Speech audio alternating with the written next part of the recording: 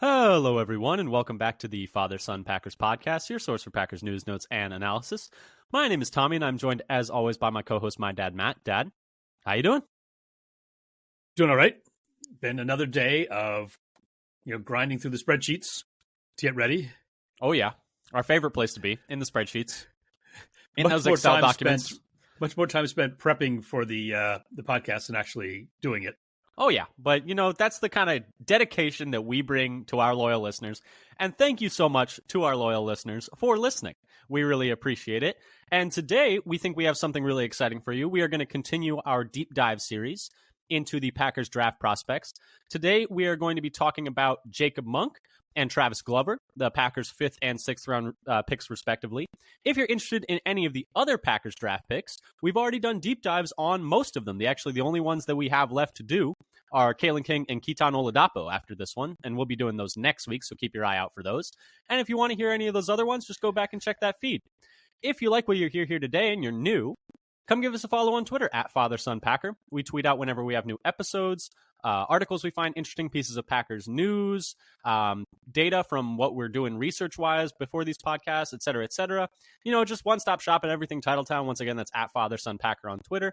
And then subscribe on your podcast platform of choice, whether that's, Apple Podcasts, Google Podcasts, Spotify, YouTube. Leave a comment, leave a rating, leave a review. We would really appreciate it. It would really help our numbers, and we'd love to just interact with more people from the Packers community. But Dad, before we go any further into that deep dive, we did have a couple pieces of news, and we had our second open OTAs in terms of their Packers actually allowing reporters into the building to watch the practice. And so we had a couple of pieces of news from that. First off, just a little bit of attendance. Elton Jenkins, Rashawn Gary, and Preston Smith were all not there. Excused absences for all of them. Remember, these are voluntary workouts. They do not need to be there. But just, something to keep an eye on. Those three were not there. And then some injury updates. Lucas Van Ness, unfortunately, has a broken thumb, but just the tip of his thumb. So it sounds like maybe he chipped it or something. I assume that or meant the last digit, but maybe it meant the tip of the bone of the last digit. Yeah, could be anything, but Bat LaFleur said it was just the tip of his thumb, but he was not practicing. It's probably the type of thing that I would imagine. I think I tweeted out the picture of Nick Perry in the club, where it's like he would probably be playing with a club or a cast on if it was a real game, but there's no point in doing that in May, so it makes sense to me. Yes, that just reminds me of Nick Perry about people say one of the reasons why he got the big contrast is because it was such a baller move to be patting that club after he'd make a play with it. Yeah, it was a very good celebration. That might be one of my 3 or 4 favorite Packers celebrations ever. I think number 1 is obviously the Gravedigger. Gravedigger. Number 1 is clearly the Gravedigger. The Nick Perry Club one is definitely in the conversation. Beyond that, you had Devontae Adams dunking on the goalpost was always fun, although until they got rid of that. Who was it that Jordy used to spin the ball? Or I guess that was more before the game. They would do the ball spin, see who could get it going longer. And then, the Zadarius Smith, the crawl into the big belly. The crawl. And he'd do the big belly like he just ate. That was a good one. But yeah, we've had some good celebrations in Green Bay over the year. But anyway, continuing on with the injury updates, Josh Jacobs is back to practice in a limited participant fashion. He's still dealing with a lingering hamstring issue. But he was able to participate more than previously.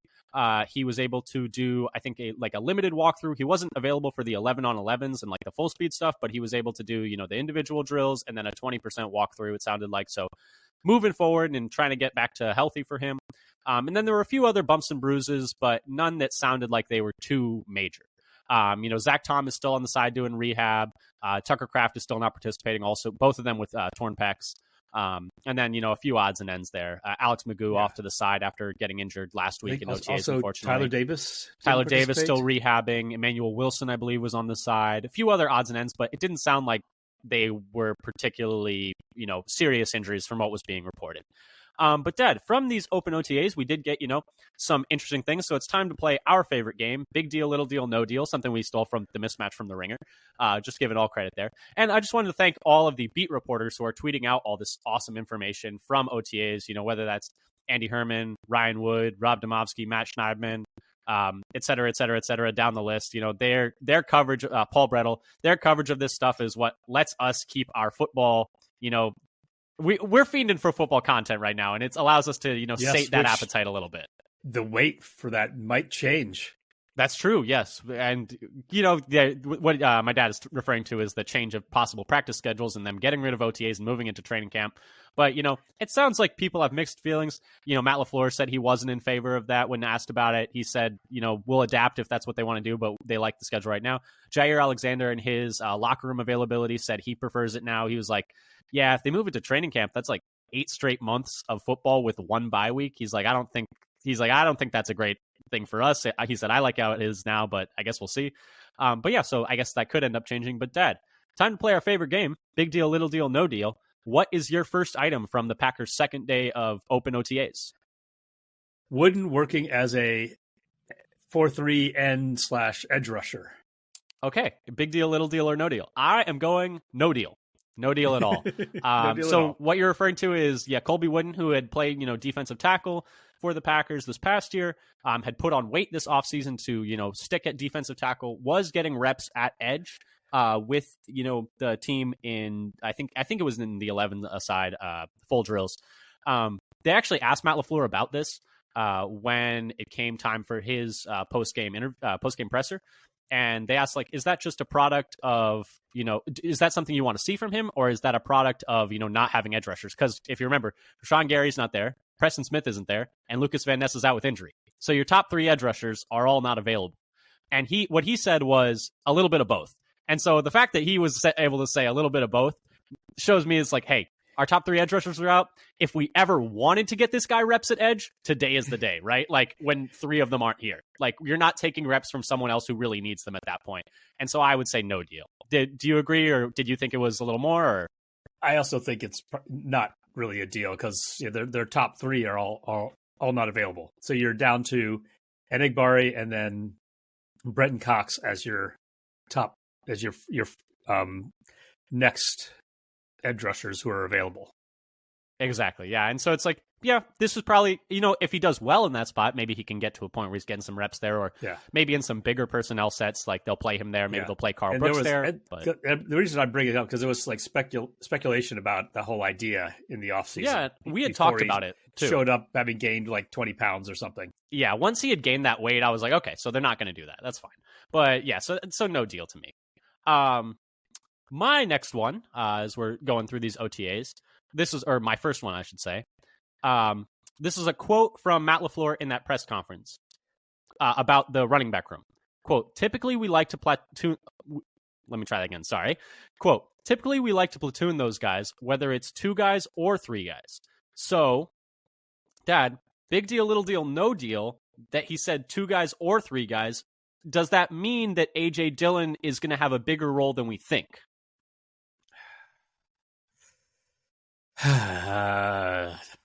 The platooning is of course, obvious. They always do. Obvious. They always platoon them. They never give anybody, but they've never really platooned 3 guys, even when they had because Aaron when Jones. Dillon first, exactly. Right, when they added Dillon to Jones and Jamal Williams, Dillon barely played at all. Barely, yeah. Hardly got anything that rookie year, and everybody's thinking that he was going to be getting a lot of work as a second rounder added to the room, and they barely give it. It was only when players were out with injury that he had the big game. Yeah, against the Titans, Tennessee. Mm-hmm. Yeah, so you could see where they might have the motivation because he's maybe the best pass protector, knows the offense and do some pass catching. But I'll believe it when I see it. I think this is a little big deal. So little deal. Okay. So not no deal though. Not no deal. I won't say no deal, but I'm going to call it a little deal. So you think there's a chance they platoon 3 of them in game? There's a small chance. I guess what you mean by platoon. It may be more like he'll get some snaps, but it'll be in certain situations that they'll use him. Fair. He'll have a role. He'll have a role. Okay. But I don't know if that necessarily gets up to the level of platoon. Okay. How's that? All right. So, but you do think he'll have a role. He won't just be a, Patrick Taylor-esque, Emmanuel Wilson-esque, where it's okay, you'll play if one of the other guys is out, but besides that, you're not going to see the field. I think it's going to be a little bit more than that. Okay. All right. What was your next nugget from OTAs?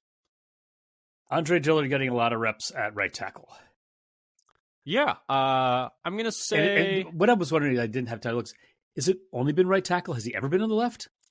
Ever, ever, or with the Packers, do you mean? In OTAs that have been seen with the Packers. That's a good question. I don't. He's mostly a left tackle believe- before. Yeah, I don't believe they've had anyone at left tackle besides Walker and Jordan Morgan. I think it's just been those two. So that's what I think. It's like, so part of this is like Dillard's only seeing time, in terms of tackle. I don't want to say 100% because like it's hard. I don't believe I've seen him, like any reporter, say he's taking snaps at left tackle. I could be wrong. It's hard to remember all of those like lineups that people tweet out. I would say big deal because I think it shows that he's higher in the hierarchy than I would have expected. So that's why I'm saying big deal, because he's getting so many snaps with the ones already. I kind of thought he would be in the same boat as like a Caleb Jones or the same boat as a guy like, someone like that, where it's like, okay, he's fighting for that last spot, but he's firmly ahead of him. He's getting reps with the ones. Clearly ahead of all of those developmental guys. Caleb Jones, Luke Tenuta, Kadeem Telford. He is way ahead of those guys. Yeah, and Matt LaFleur was asked about him in his presser, and he mentioned, the athleticism is obvious. It's clear to see why he was a first-round pick. We just need to get him in here and, like, teach him the scheme and get him ready and see where his best spot is. But, yeah, so I would say big deal because just based on my initial expectations of where he was going to be, is much higher than I expected. What did you think? I think it's interesting the way that they're basically trying to train him on the other side. From where he's been traditionally, and I think wanted to be, but maybe he should be like, maybe this is my route to sticking in the league is switching over to the right side because he's not done as well as expected coming out when he was drafted. Yeah, it has not gone well. I think the Packers are trying to I think they want him to be the swing tackle, and I guess we'll see. I think swing tackle is his potential role, and so he needs to be able to do both sides, and so maybe that's why they're doing him all on the right because he's got lots of reps at left. Yeah, and my other question is, like, it's so hard to know what's going on with the offensive line with Tom out. Because, like, with Tom not there, I'm like, because I feel like Tom at this point is probably going to be the right tackle because they're not moving Myers around. Because an interesting nugget that Andy Herman brought up was, we're going on a tangent, but it is what it is. That was that, there was a one snap, and this, all credit to Andy Herman on this, but there was a one snap where it was... Goodness, I think it was Sean Ryan at center and Jordan Morgan at left guard. Somebody had to go out and do push-ups. Jordan Morgan false start, but when they brought in Myers, they just moved Ryan over to guard and then moved Myers to center. Myers didn't even coming in for one snap, did not take a snap at guard. So I'm thinking more and more that Myers is going to be playing center. I think that was Andy Herman. Yeah, Myers is going to be playing center. So that seems like Tom's not playing center, and I don't think Tom is a guard. So Tom's probably playing right tackle, which means I would assume we're getting more and more snaps of Morgan at guard. So Tom's probably playing right tackle, and then that probably means Myers is playing center. Rasheed Walker apparently is, looked good and answered the bell well at left tackle. And so maybe that's Morgan at left guard and then Elton at right guard. Which is a position he hasn't played as much. So I don't know. The offensive line is a complete conundrum right now, especially with Tom being out. It's really hard to tell what the plan is there. Right, because with Elton not there, this last one, Morgan was the starter at left guard with Walker left tackle? Walker left tackle, yeah. So Walker, Morgan, Myers, Ryan, and then Dillard. If I remember correctly, yeah. I think that sounds right to me. Yeah, hopefully that five doesn't have to all go out there at once at any point. So we'll hope we have Tom and Elton, because those are the two best players on the line. Although Elton did struggle in the playoffs a bit, but anyway, Dad, my last bit from OTAs. It's kind of it's one of those classic OTA ones. Eric Stokes in the best shape that Matt LaFleur has ever seen him. Big deal, little deal, no deal. Best shape of his life. Best shape ever. So-and-so, fill in the blank. It's in the best shape ever this training camp, off season, whatever. But for Stokes, big deal, little deal, or no deal? I'd say for Stokes, it's probably a big deal. I was going to say, yeah. For who it is, I would say also big deal. Because the question was like, what is his physical ability right now with his terrible leg injury that he had? And then that, I think, compensating recovery for that led to other leg injuries. Yeah. So I'd say it's a big deal for Stokes. Yeah, and he's gotten all of the starting reps so far opposite Jair Alexander. Hasn't been as much Carrington Valentine as maybe we expected. But, good for him. I mean, watching his, locker room availability yesterday, or 2 days ago now, I guess, as we record you here Friday morning. It seems like he's just in much higher spirits, which is really exciting for him. But Dad, anything else that you wanted to touch on from OTAs? I also would say big deal. It's just exciting to see Stokes back and excited about football again. But anything else about OTAs you wanted to touch on, or should we move on to the first of our deep dives in Jacob Monk? Is there a real kicking competition? No, I'll tell you that now. No, there's not. Right? No. At least Carlson went 6 for 7. Yeah, I maintain that special teams is a glaring weakness right now on the team. And it's probably the place that I'm most worried about the Packers in 2024. And I think it's the thing that has the way I want to. Another. Oh, go ahead. Sorry. So related to special teams, it's not really Packers related. The Chiefs. But have you seen the reports Justin about Reed having non-kickers do the kickoffs?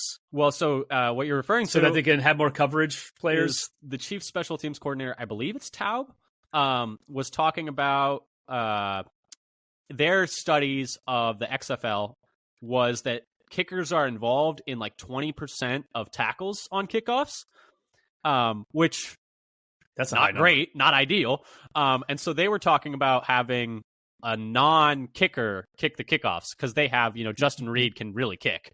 I don't know if you you've don't seen have him. to kick it far. No, but he also can kick. Like they've had him kick field goals before when Buckers missed time. Okay. And or they've been talking about having either Justin Reed, who's a safety, or Reese Summit, who's the rugby player that they just added, do the kickoff so that they have rugby skill. Yeah, so that they have 11 tacklers on the field on the kickoff coverage. And so, I guess that just as a little fun aside, if you had to have one non-kicker for the Packers kick the ball, who do you think it would be and why? Goodness, who can kick? Have any of them ever played soccer before? I was going to say, can any of these guys kick at all? I don't know if any of these guys ever played soccer. I have no idea. Maybe like This feels like something. Oladapo. This feels like Evan something Williams. Keyshawn would be able to do. I don't know why. Something about it.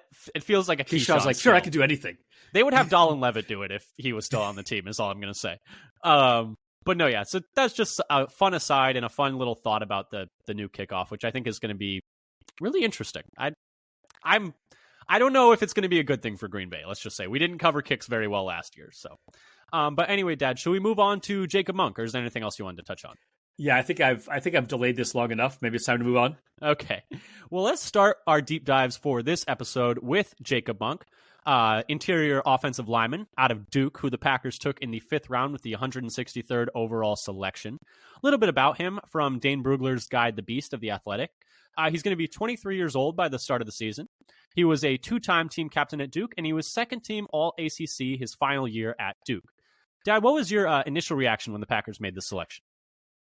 So I guess my first reaction was, how is this guy not on my radar?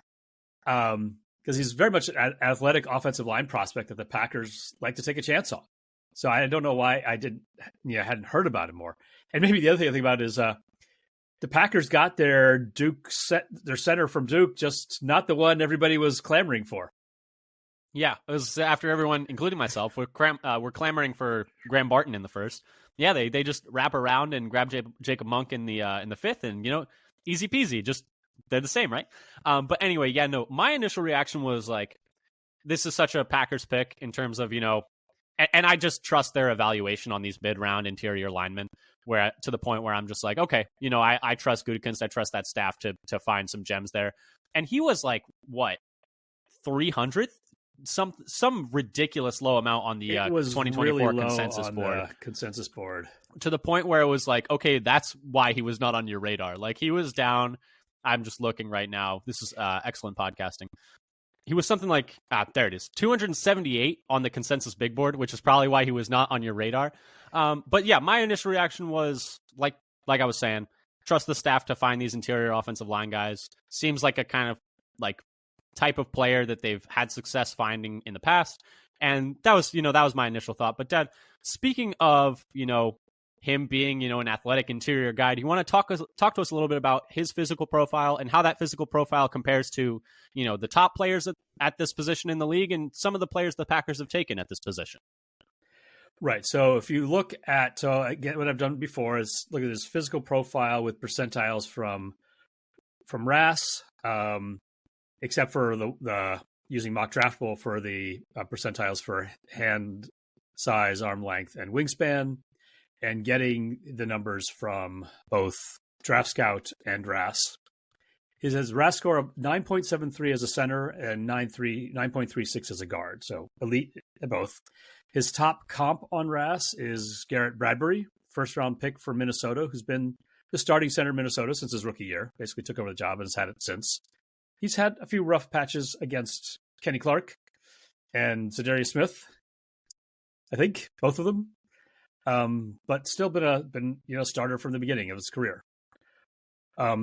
If you then compare, so when I've compared him to, say, the Green Bay offensive lineman and the All-Pro offensive lineman, for those to get bigger numbers, I've just compared to all interior offensive linemen, not just center specific or guard specific, since he's potentially playing either one. Yeah, and when the Packers drafted him, they talked about we see him as like an interior swing piece, so they clearly see him as a guy that can play either guard spot or center. Right. So I have him with so his overall RAS is a little bit better than Green Bay's average interior, or the RAS of Green Bay's theoretically average player. So not the average RAS. I actually do it differently. I figured out the average testing and size for all the categories, and then go to RAS to calculate what the RAS score would be for that theoretical player. Mm-hmm. Slightly different. So it's not the same as the average RAS score. It's the RAS score of the average player. And that was 9.18 for Green Bay as opposed to the 936 for the Brian Gutekunst loves his athletes. He loves his athletes. Yeah. And so that was like based on like 16 players. So I went back to any player who has either been drafted or played up to like at least 20 snaps for the Packers under Gutekunst. Then compared his size to Green Bay's interior offensive lineman and also to his RAS guard, his 53 percentile height. So that's amongst all, that's all centers, I think, at this point in RAS at 6'3", but is a little bit shorter than Green Bay's average interior offensive lineman, 1.1 inch shorter. 80 percentile weight at 308, 3 pounds less than Green Bay's average. 62 percentile hands, 10 inches, slightly above Green Bay's average. 38 percentile arms, it was right on Green Bay's average for interior offensive lineman length, and the wingspan, 68th percentile, the 79 inches, which is basically also right on Green Bay's average. So the size is like not that different from the typical. A little smaller, a little lighter, just a little bit shorter, a little bit lighter. A little denser, a little rounder, maybe a little denser. And for his athleticism, now his on RAS 86th percentile in the 40 at 5.09 seconds, which is 0.13 faster than Green Bay's average. 86th percentile in the 20-yard split, also 86th percentile, 2.93, which is 0.04 faster than Green Bay's average. And 90th percentile 10-yard split at 1.74. Now this is what's seconds, which is 0.04 faster than Green Bay's average. Now that's the 10-yard split that's kind of reported at RAS and at Draft Scout, but not actually what's on the Combine site at NFL.com. So I don't know if that was like an unofficial time that never updated, because that has it at 1.66, which was the fastest 10-yard split at the Combine this year. For offensive, and that's on the Combine official site, the NFL.com site. Hey, I'm going to take the number that makes our players look better. That's so that makes him like the fastest 10-yard split all at this Combine, right? At 2024. I did not compare to previous years. Big man moving. Either way, it's a big man moving. 90th percentile in the bench with 31 reps, which is 3 more than Green Bay's average. 79th percentile in the vert, 29.5 inches, and 3/4 of an inch better than Green Bay's average. And 86th percentile in the broad jump at 9 feet, which is 4 inches more than Green Bay's average. And he did not do any agilities. So this is when we always talk about the agilities. We want to see agilities. Well, he didn't do them, so we don't get to look at that. Would he have crossed that threshold of 4.47 in the shuttle? Yeah, in the short shuttle. That's the magic number. So we just don't know. So that's how he compares to Green Bay's average. Like slightly better, about the same size, slightly better athlete across the testing he did than Green Bay's average interior offensive lineman. So then how does he compare to, what is the ceiling? Or does he have anything that would disqualify him from being an All-Pro, for example? Because why not? Why not? So I looked at all of the All-Pro interior offensive linemen for the last 10 years, and that gave me 25 players. And these are ones who made the AP team. There are other teams as well, so the first or second team. And the AP All-Pro. So I could have added more players, and I didn't because I didn't want to add more players. Fair enough. 25 was enough. And so I got their optimal testing because I'd done the same thing for the Packers players. So I went through and found for players who had pro days that was a little bit better that wasn't on the RAS card. I found those numbers and created a RAS card for their optimal testing. And those numbers I got from Draft. Always giving the players benefit of the doubt. Always putting their best numbers in. Yes, since I did right. Fair. And because some people they only do it at the pro day, and so then you're not you. And no, some it's people not fair to both. compare. It's not fair to compare players who only did pro day to players who only did combine. Like we know that the numbers at the pro day are usually better. Like and so, yeah. So there's always it's a little unfair. You say to players who only did combine. But if players did both, then I took their best. Fair enough. Give them the some benefit people of the doubt. some people only do the pro day, and then I got their mock draftable for percentiles for hand, arm, and wingspan. So which measurements seem to matter the most for interior offense linemen? Let's start there. What I've decided to do now, which I wasn't before, is to look at the traits for which it's much more likely to be elite than to be below average in the poor category. So how much more frequently is the green score than the red? So the most restricted measurements for being an all-pro at interior offensive line are basically overall RAS. Out of this group, 20 were elite and only 4 were poor. For the speed tests, also important, 13 were elite and only 2 were poor for the 40, and kind of similar numbers for the 20 and 10-yard splits. The 3-cone was also important. Both agilities, actual 3-cone, 16 elite scores to only 3 poor. And for the short shuttle, 17 elite to 5 poor. Arm length seems to have an inverse correlation. 13 with short arms and only 4 with elite arm length. Mm-hmm. And I think so that's probably... I think what's probably happening there is arm length is correlated to height, and height is what is a problem at the interior. Like it's better to be shorter and have a lower center of gravity. So I see how arm length could be inversely correlated. But I think it's probably capturing height as the information is my guess. But there isn't really a good. Well, I guess you also get a little bit of height. It didn't come up as something that's super important, like having below average height and having elite height are both just as frequent as each other. Okay. But so the arm length was... for both of them, it was like 6 elite and 6 poor. What I think it is your best tackles with short arms switch to the inside. So you're selecting for the good players who have short arms to move inside. Fair. That's one possible explanation. That makes more sense than what I was saying, I would say. Yeah. I see what you're saying. But overall idea is like speed matters at that interior spot a lot. Agility matters a lot at that spot. And then, size overall, is kind of a... Yeah. So the things that didn't matter, height, as I mentioned, is like just as frequent to be elite as being below average. And bench.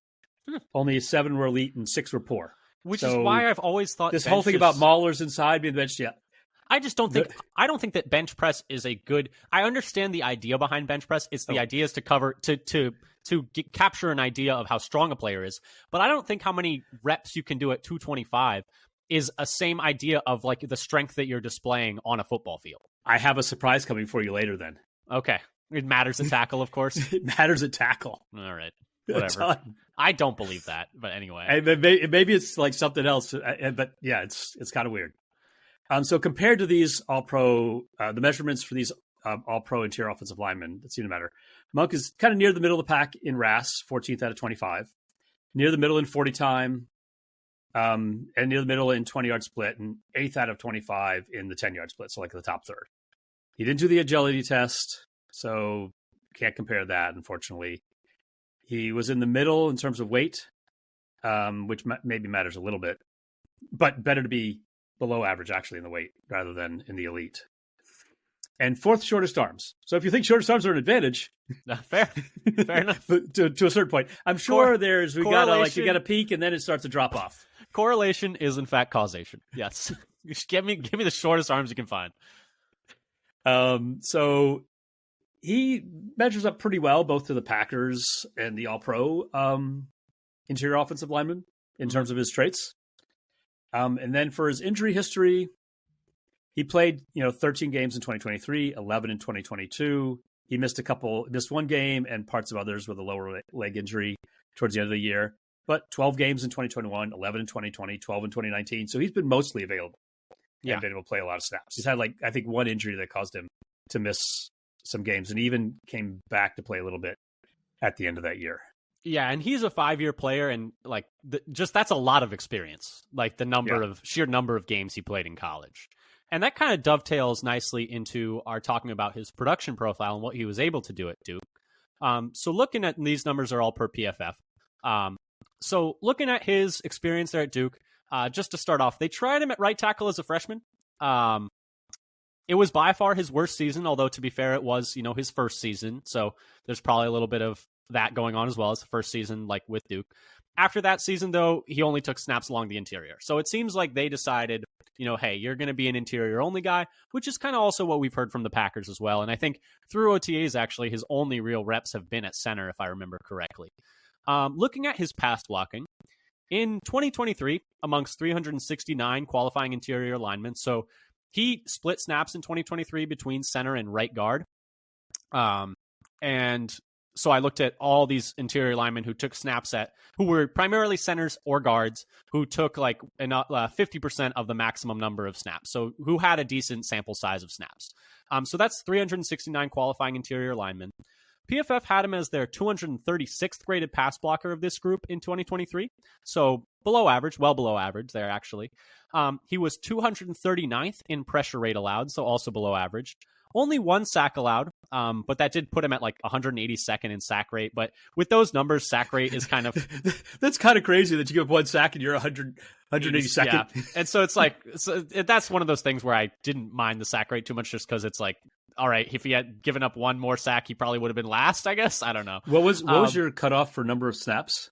It was 50% of 1050. 1050 was the maximum number of snaps, 50%. And so we just took half of that, which gave us that sample size of 369. And then he was 223rd in penalty rate. So those numbers are all not great, because you're looking at players who are playing the same position as you, and you're just pressure rate wise, penalty rate wise, etc. You're just not stacking up as well as you'd like. So those numbers aren't great. And so I was looking at, was 2022 any better? This is amongst 352 interior linemen using the same idea of how we cut it down. In 2022, PFF actually had him as their 327th graded pass blocker of this group out of 352. He was 328th in pressure rate allowed. He did allow 0 sacks, so that's something. And then he was 242nd in penalty rate. So well below average to the bottom in most of those based on how you're comparing him to other players at that position. So that's not great. But we can say in 2021, when he only played right guard, so he only played right guard in 2021, he did have, his best season. So this is amongst 221 qualifying players. The reason it's so fewer is, we're not comparing against centers anymore. Since he was only a guard that year, we're only looking at guards. Once again, limiting it by number of snaps. And like I said, just guards. So amongst those 221 qualifying players, sorry, I know I'm throwing a lot of numbers at you right now, but he was 73rd in pass blocking grade, 44th in pressure rate. He did allow 2 sacks, and then he was 127th in penalty rate. But that pressure rate was, that's 75th percentile of that group, as opposed to, being near the bottom, being 20th percentile, 30th percentile when he was splitting time between center and right guard. So that is at least something where, he was better in 2021 when he was just a right guard. Although I did think it was interesting this last 2023, I was like, okay, he split time at center and right guard. I wonder if, the right guard games all graded out really well. Parse that out. And I was like, do the right guard games grade out really well and the center games graded out badly? There wasn't really anything there in that case. It was actually, I think, if I remember correctly, his center games were actually graded out better than his right guard games. One thing that I did, actually, I'll talk about that later when I talk about my impressions. But that's, in 2021, he had his best, numbers as a pass blocker. And 2022 and 2023, when he was splitting time, was slightly worse and below average. So those numbers are not great. And then in terms of run blocking, In 2023, he was 165th of 369 in run blocking grade, so, kind of around the middle. 2022, he was 93rd in run blocking grade out of 352, so that's a good number. And then 2021, he was 121st out of 221, so below average in run blocking the 1 year he only stayed at right guard. So something to keep in mind that it seemed that the 1 year he only stuck at one position, he was better as a pass blocker when he stuck at right guard and worse as a run blocker. But when he was split in time center and right guard, he was slightly worse as a pass blocker, but better as a run blocker. So just that's kind of what the numbers are telling me. What scouts had to say about him. Dane Brugler of The Athletic had him as his 10th center in a 6th round player. Quote, a 5-year starter at Duke, Monk switched between right guard and center in former offensive coordinators Kevin Johns' scheme. The highest-ranked recruit in the Blue Devils class 5 years ago, he earned a starting role from the get-go, played tackle for the first time as a true freshman, and then showed off his versatility between guard and center depending on where he was needed. Monk has graceful movements out of his stance and processes surroundings quickly. His hands have moments where they are all over the place, and he gets himself in trouble when he lunges and attempts to answer power. Overall, Monk doesn't have elite size and strength, which puts more of a premium on his technique, but his foot quickness and football IQ belong on an NFL roster. He protects best as a backup center who can fill in at guard in a pinch. And then Lance Zierlein of NFL.com also had him as a 6th round player. Quote, rare 5-year starter and 2-year team captain with explosive power and plus athleticism. Right off the bat, Monk will be dinged for his lack of ideal size as a center. He's going to have trouble with bulky 2-gappers who can snap a punch into him and quickly separate. However, 1-gapping defenders will have their hands full, as he's more than capable of washing them down or outright pancaking them.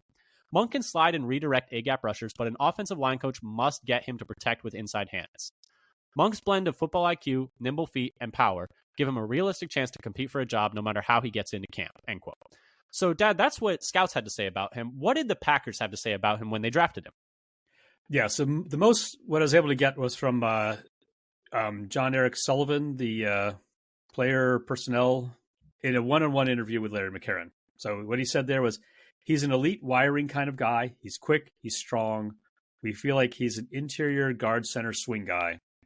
The thing we really liked about him was also his play style. You talk to he said, you talk to the people at Duke, they talk about how he's the leader of the pack. He wants to win and those guys follow him. That comes out in his play style. He's a snap to whistle guy. He's looking to bury you. He's got a skill set to go along with it. He can get off the spot, snap, reach, and he's got enough power and leg drive to move you if he needs to. And then also he said later, Monk shows he's a very intelligent player with being able to change position within a game and adjust in the moment. And then he joked about, I don't know if you remember Monk quote, allergic to cold water. Allergic to cold water. Somehow he broke out in hives in cold water, and he was in the ice bath too long or something. And so Sullivan jokes like, well, I think there's a little bit of humor there, but we'll have to make sure he doesn't go ice fishing. I was looking at this. It's like, because I was like, oh, I wonder if it's just like, like an adverse reaction. It's not really like no, it's like a full on immune response that people have where it's like, it is actually an allergy to cold water. It's like kind of crazy to think about. But yeah, hopefully it's not an issue if the snow starts to melt on him. It's the snow. So that would not be great. Keep him dry. But yeah, so it sounds like the Packers are really excited to have him as a swing tackle. Sounds like scouts think he can stick around the league for a while as like a backup. Sorry, not swing tackle, swing interior piece. My mistake. And then it sounds like scouts think he can stick around. The numbers, like I said earlier, aren't great. But Dad, what were your overall thoughts after looking at all of this stuff about Monk? Yeah, so I watched a little bit of his tape and highlights, and what he looks like to me is that he has some power to move people inside, to drive people to open holes for the run game, but also the ability to get out to the second level, like pulling or moving upfield to find targets to block downfield. So I think he has both of those traits. Mm-hmm. Yeah, I watched the game against Clemson and the game against Notre Dame. The thing that I actually was most impressed about was, I believe it's the Notre Dame game. He's like switching between center and right guard like every other series, like to the point where it's like, oh, I was like, where did Monk go? Oh, he's playing center now. It's like, oh, where did Monk go? Oh, he's back at right guard. Oh, he's back at center. Oh, he's back at right guard. And I don't know if they were like dealing with an injury that game or something, and some guy had to keep coming on and off. But he's like every other series is in a different spot, which I was really impressed by. He is immediately when you see him, like he is noticeably shorter than the rest of the linemen on that field. But he's wide. He's a wide man. He's very widely built. His movement skills are impressive. He's able to pull. He's stronger than you would expect for a guy that size. He's got good strength. He's able to, he's able to latch on to guys and kind of move them around when he's got, a one-on-one.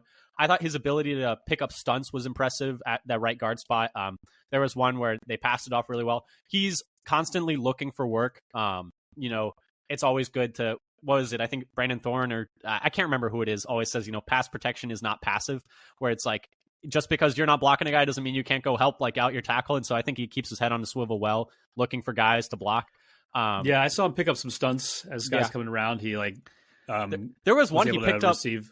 There's one he picked up so beautifully. I think it was versus Clemson, and then his tackle just did not pick up the guy that left the other way. And just smoked the quarterback. So that wasn't ideal, but Monk did his job. There are times where he looks a little, weaker. I don't think he looks like a good athlete when he's playing. He doesn't look like this top tier elite athlete that he tested as, in my opinion. But so that was kind of my takeaway from Monk. Overall, the numbers are kind of a little scary. The fact that, that pressure rates allowed like each of the past 2 years was not great. The penalty rate the last 2 years was not great. But it's something where I guess we'll see.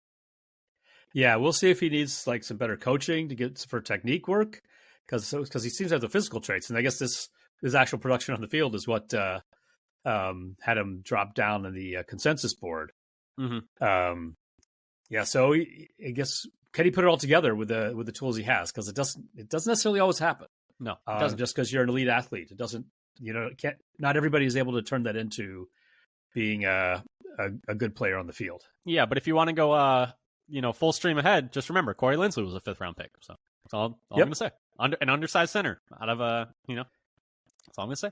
Yep. But anyway, Dad, anything else you want to say on Monk, or should we move on to Glover? I think we can move on to Glover. Okay, Travis Glover. Packers. Not Donald, not Danny. Nope. Packers took out of Georgia State in the 6th round with the 202nd overall selection. A little bit about him, once again, from Dane Brugler, his beast write-up. He's going to be 24 years old when the season begins, so he's a little on the older side. He's a 6th-year senior. I think he had extra COVID eligibility. And he was first-team All-Sun Belt his final year at Georgia State.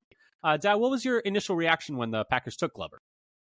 So my first thought was I was glad they got the 3rd offensive lineman in the draft. I thought there were still some athletic offensive linemen available that I was expecting. What are you trying to say about Glover, Dad? You just trying to say he's like not they an really athlete? wanted, but maybe they none of them were tackles, and so they wanted a tackle. It seemed like they wanted a tackle when they picked him. Yeah, but then a lot of people are, some people say his best position is guard, which I don't think I would agree with. But my initial reaction was also more centered around positional value in terms of they needed a 3rd lineman. I think they need more lineman depth. They need more competition in that room. And so that was my initial reaction. I was like, cool, another lineman.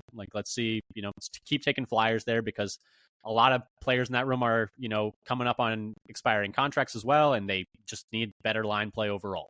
But Dad, do you want to talk a little bit about, you mentioned his athleticism, or, maybe lack thereof, but do you want to talk a little bit about his athletic profile and his physical profile? He's a big man. He's huge. He's a massive dude. He is a big man. So I did the same exercise I was done with in terms of getting that information and comparing him to figure out what his RAS is, his optimal RAS for whatever testing. Shout out to Mock Draftable. Shout out to Kentley Platty of RAS. Shout out everyone. So one thing that's interesting, he was a late injury replacement for the Senior Bowl. And so from the on-field tracking at the Senior Bowl with the Zebra Tech, so Monk was not there, but so Glover had the 21st best on-field maximum speed out of 63 offensive tackles over the last 6 years, putting about the 67th percentile, but he was below average in maximum acceleration that they measure as well. His RAS score as a tackle is only 4.72, so below average. And that's below average all time, not below average the last 10 years or 20 years. Yeah, but just below average. Yeah, just he's not an athlete. He's fair enough. He's not an elite athlete for an NFL. That is player. All of these guys are super elite athletes if you put them next to regular human beings. That is certainly a fact. Is it? So here's an interesting little bit of trivia. So his top comp on RAS is Brennan Williams, who's a former 3rd round pick. Was in the league a couple of years, and is now a professional wrestler. As in wrestling, or as in WWE? WWE. Oh, nice, fun, good for him. He has a ring name, Mace or something. I can't remember, something like that. So his top comp became a professional wrestler. Well, that's good to know. Not great, but we'll take it, I guess. But anyway, continue. Yeah. So when you compare him to the Green Bay's offensive tackles, which there are like 13 that have either played or over 20 snaps or been drafted under Gutekunst, that average is 9.44. So he's about half. It's a big change of that for Rass. It's a big change. It almost reminds me of like it's very far from their norm. Okay, just a quick aside. Do you think that their success in straying from their athletic thresholds with Carl Brooks in some ways impacted their, taking Glover here? That's an interesting idea. Because, it doesn't necessarily it isn't necessarily logical. Yeah, but just for the listeners, Carl Brooks, the Packers took Carl Brooks last year. He had a RAS of like 3-something or 4-something, and was very, surprising that the Packers would take him. He's like good football player coming out of Bowling Green, kind of like a tweener, but didn't test well athletically. And so it was like, oh, this is like very unlike what Green Bay usually does. But it worked out for him. He had an excellent rookie season, and I think people are really excited about what he's going to do. But I was wondering, maybe like their success with straying from those thresholds and straying from those, that stuff. But he was also sick. Yeah, but at least that's the idea. That's maybe there's a reason, but it wasn't this low. I have him as he was like 5.6, 5.98. So yeah, okay, it was above average. 6. Okay, so he's in the above average rather than the below average. But anyway, continue with Glover. Sorry, that was just an aside. I was wondering what you thought. Maybe, but I don't think it's a good idea to do it that way. Maybe there are other things to see. So overall, he's more the only player who's like played snaps for the Packers or been drafted as a tackle with a lower RAS than his is Alex Light. That, and we all know how that went. That did not go well. Under Gutekunst. Yeah, and he had I don't know, just over I forget how many 60, I remember 60 snaps, but he played. I remember watching Alex Light play. It was he played more than enough. No offense to Alex Light, he played more than enough. So his RAS was 4.51. So in some ways he's more similar to the Flyers they've taken as undrafted free agents. Though Caleb Jones and Kadeem Telford even lower, they're below 2 in RAS, but they're also enormous. But Jones even more enormous. Yeah, I was going to say enormouser. and very very close to like Luke Tenuta, who has a 4.70 RAS to and Glover's 4.72. These 6 7th round picks are often priority undrafted free agent types, and especially in a class where I think some people were talking about, the end of it being a little weaker because of like so many underclassmen going back. Maybe this is a year where they were just like, okay, normally we take this guy as an UDFA. It's a slightly weaker class. We're just going to take him in the 6th. We need alignment. So maybe that's part of it. So too. It may be more fair to consider him as a developmental prospect, like the undrafted free agents they grab. Yeah, like a Josh Nijman, like a Caleb Jones, like a et cetera. Yeah. Let's see if they can, he's got some traits they want to see if how well he can develop. For size, he's 70th percentile in height at 6'6", which is 0.6 inches more than Green Bay's average. Now, I should say that Green Bay's average of players who've actually played for them, plus is actually quite significantly higher than the players they've drafted, because they've signed some big free agents. Yeah, I mean, Caleb Jones is an example of why you should use the median and not the mean, because that dude is huge. And I don't even have Jones on here because he hasn't played a regular season snap. We got guys like Jared Valdir, Dennis Kelly, who are both like 6'8" and an 8th. Yep. And then Josh Nijman, who is the next tallest guy, or Rick Wagner is another fairly tall guy. Ricky Wagner was tall, but so he's I think even more of an outlier from their draftees than he is from the players who have got it on the field for them. 73rd percentile in weight at 317 pounds, which is 8 more than Green Bay's average. So Green Bay likes kind of lightweight offensive tackles. It's worked out for him. You can't. Yeah, hard to knock it. 27th percentile for hand size, a third of an inch less than Green Bay's average. 73rd percentile arm length at 34.75 inches, which is a whole inch more than Green Bay's average. And 82nd percentile wingspan at 84 and 3/8. So he's got the inverse Jordan Morgan with these massive arms and tiny hands. Jordan Morgan's got these short arms and massive hands. Let's just do a little Frankenstein. And his wingspan is a half an inch more than Green Bay's average. So they're more players that I don't have wingspan for than a lot of the other measurements, especially when comparing older. So as far as athleticism, he's at 56th percentile in the 40 at 5.27, which is almost a quarter of a second slower than which is a lot. Yeah, which is quite a bit. Yeah. 48th percentile in the 20-yard split at 3.06, which is 0.13 seconds slower than Green Bay's average. 67th percentile in the 10-yard split. So his best is a 10-yard split. I was going to so say, that's good. That if you want to have one, if I had to have one of them, it'd be the 10-yard split. That would be the one for an offensive lineman at 1.81. And so only 0.07 slower than Green Bay's average. So Green Bay's tended towards the elite. But the thing is, 0.07 at that scale is still pretty. It's probably decent. similar It's scale to the rest. Like it's like so it's about half of the delta between Green Bay's average compared to the 20. It was like, well, it's half the distance. Yeah, exactly. So 34th percentile in the bench with only 20 reps. 6.4 fewer than Green Bay's average, and the lowest of all of Green Bay's offensive tackles. Yeah, I'm not too worried about that, just given the fact his arms are so long. It's well known that and tied for last with Ricky Wagner. Yeah, it's known that arm length is inversely correlated to number of bench reps you can do, just because the bar's got to go further. It's just a distance thing. But anyway, yeah, and when your arms are bent so far, yeah. 52 percentile in the vert at 27.5, still 2 inches less than Green Bay's average. 38 percentile in the broad at 8 feet 4 inches, which 8 inches less than Green Bay's average. So pretty good chunk lower there. 42 percentile in the short shuttle, 4.84 seconds. Again, 0.22 seconds slower than Green Bay's average. And 28th percentile in the three cone at 8.09.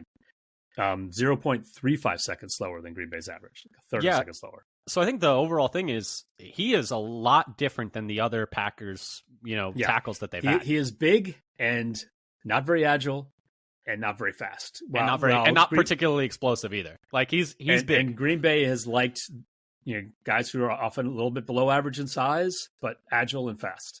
Mm-hmm. So he's quite different from the other players they've drafted or developed.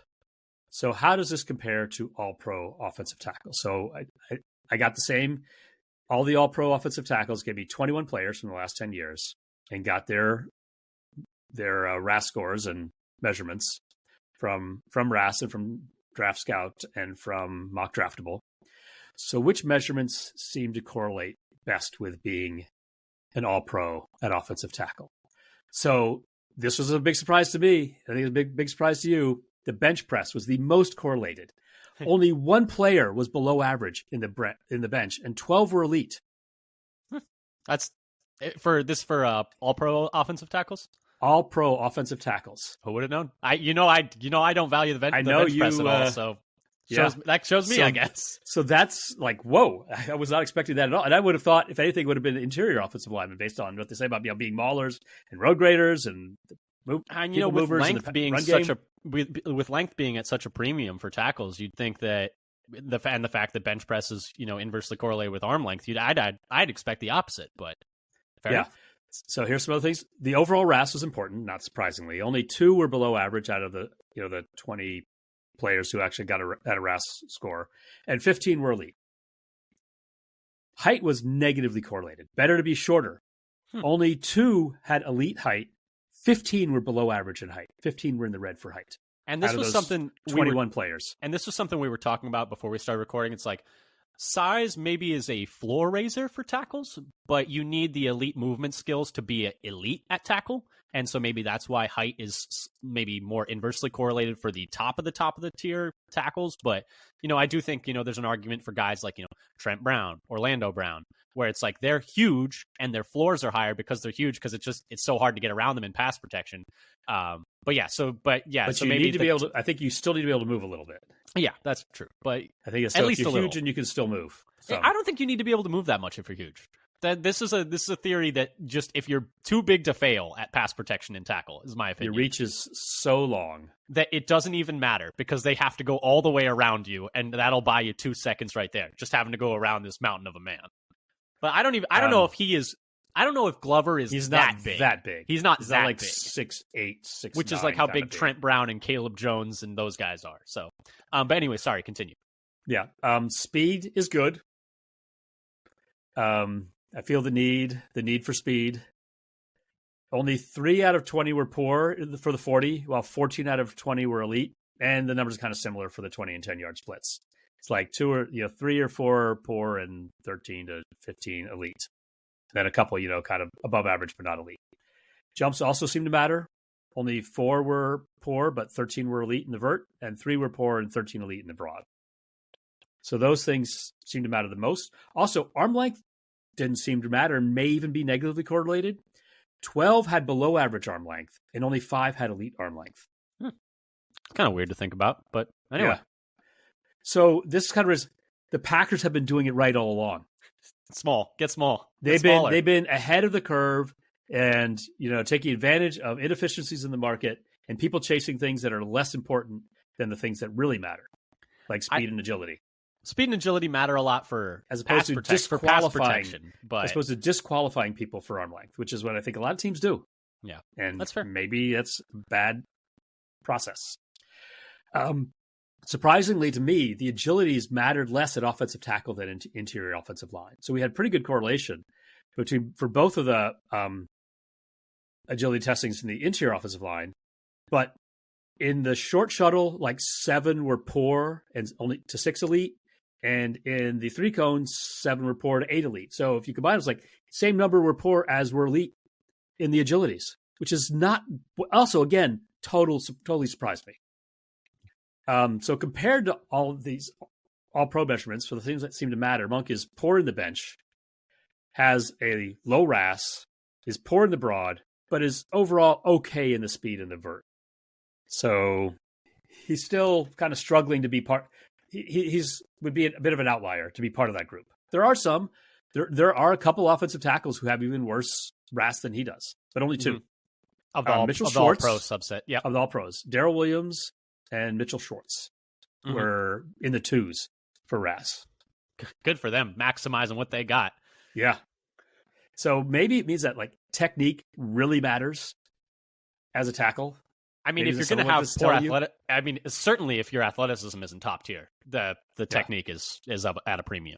But yeah, I think Glover. I don't know. He might be the one where comparing him to all pros might be that might be the most stretch of the. So probably might the basic take home from this will be like people are like, you're out of your mind. Why are you even bothering? But anyway, okay, listener. Yes, I am out of my mind. That's fine. Yeah, that's the point. I can accept that. We're just all along for the ride. But yeah, no. So sorry, go ahead. Comparing. For injury history, he seems to be pretty durable. He started his career, started 45 straight games at the beginning of his career before missing his first game. In the last 5 years, he's played 12 games, 11 games, 13 games, 10 games, 13 games, and at the 10, I think is because I don't think he actually missed any. That was 2020, and so I think they didn't have as many games, especially. Yeah. Talk about another guy who, with a lot of games under his belt, the Packers seem to have put a premium on experience in this draft because, Morgan, ton of starts at left tackle. Glover, ton of starts on the offensive line for Georgia State. Monk, a ton of starts along the interior for Duke. Like, all these guys have a lot of experience. And that kind of dovetails. Why did I use that twice? I felt so good using it the first time, and then now I'm using it 2 times. That dovetails. Yeah, it feels with overplayed. The dovetail we're going to talk about. It feels overplayed now, right? But anyway, he played all but 11 snaps at left tackle last season, so almost entirely at left tackle, like literally just a handful otherwise. The year prior to that, in 2022, he split time between left guard and right tackle. And then prior to that, he was mainly a left tackle. So he had one season where he split time between 2 positions, but mostly he's been a left tackle at Georgia State. In terms of his pass blocking, in 2023, slimmed it down to 246 qualifying tackles using similar technique. This is all data per PFF, where we're looking at a decent size sample size of snaps and all players that played tackle. So of those 246, he was the 26th highest graded pass blocker, which is really awesome. That's a great place to be. He was 24th in pressure rate allowed.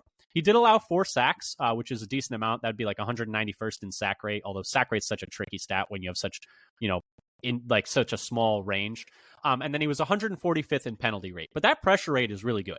I know he's only playing in the Sun Belt, so he's not playing elite competition like some of these other guys that we're comparing him against, where it's like, okay, I would hope he would do better in the Sun Belt than some of these guys are doing in the SEC against like Dallas Turner, et cetera, et cetera. But right, you get to the point where, you know, if you have a chance to make it to the NFL in some of these leagues, you better be kicking butt. You should be dominating. Yeah, players who are not. Yeah, but he did. 24th in pressure rate of 246 is a really impressive number.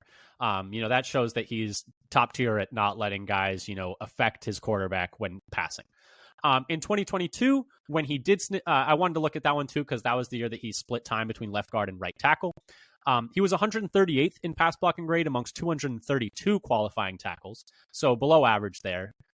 He was 67th in pressure rate allowed, though, which is still, you know, a really solid number. That's still upper tier. 1 sack allowed, and then 75th in penalty rate. So, you know, he was better at left tackle, but was still pretty solid at left guard and right tackle the year he split there. In terms of run blocking, in 2023, he was 75th out of 246 in run blocking grade, and 2022, he was 201st out of 232 in run blocking grade. So better as a run blocker in that year that he was just a left tackle this past year. And also this past year was by far his best year at Georgia State.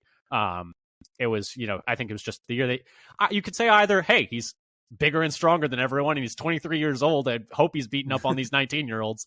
But he's also, you know, it was his, you know, culmination of years of work in terms of, you know, practicing and training at that left tackle spot. In terms of what scouts had to say about him, Dane Brugler had him as his offensive tackle 20 in the 6th, 7th round range.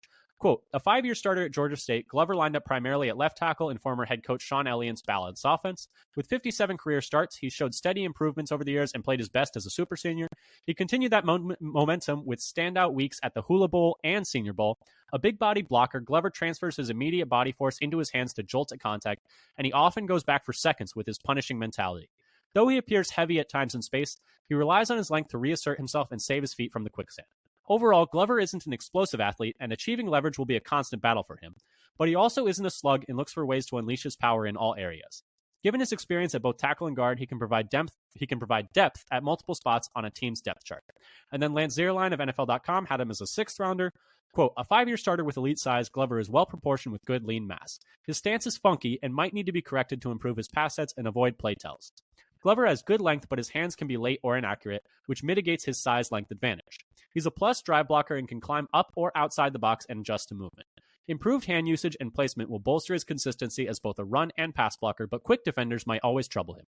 Whether he ends up at tackle or guard, Glover has the traits and upside that could allow him to stick around on a roster and improve his chances for eventual playing time. End quote. Dad, that's what scouts had to say about him. What did the Packers have to say about him?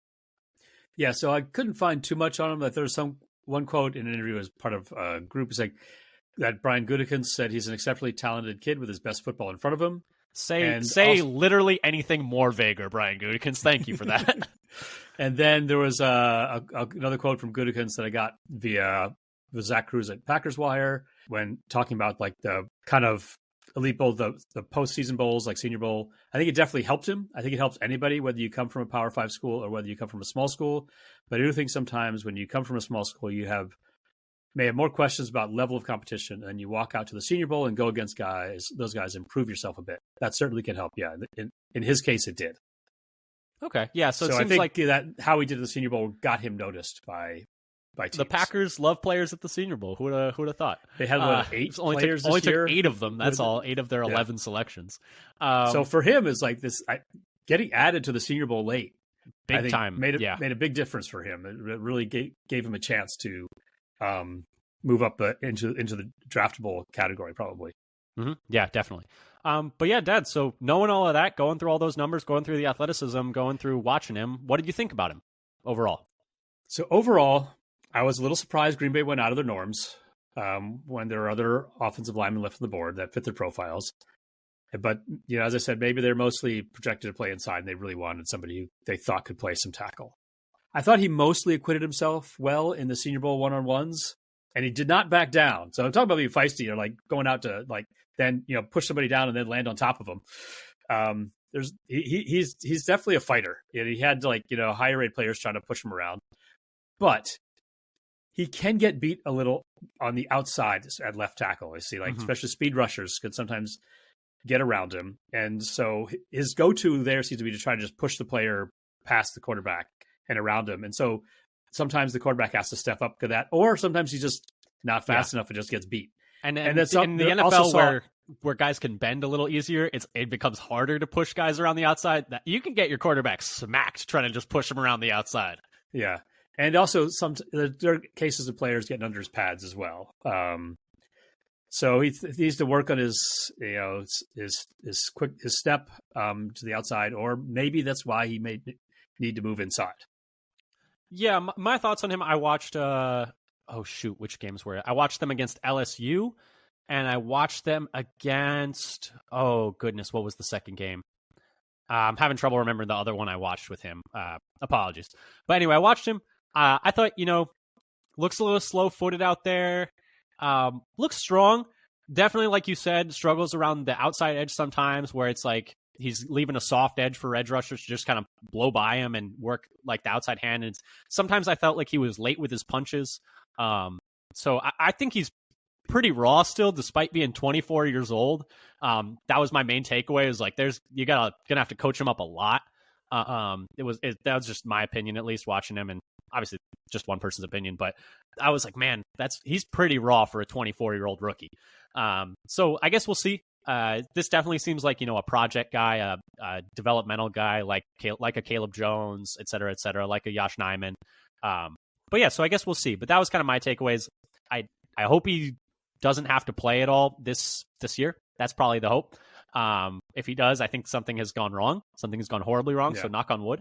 So that was my main takeaway. I suspect he's going to get a redshirt season this year. Ideally, probably, yeah. That would be ideal. But anyway, another flyer at offensive line. Just keep adding bodies to that room, I guess is my opinion. It's a 6th-round pick. Just keep taking flyers. I think this is what you learn is add a lot of players, and then keep the ones who are best. Yep.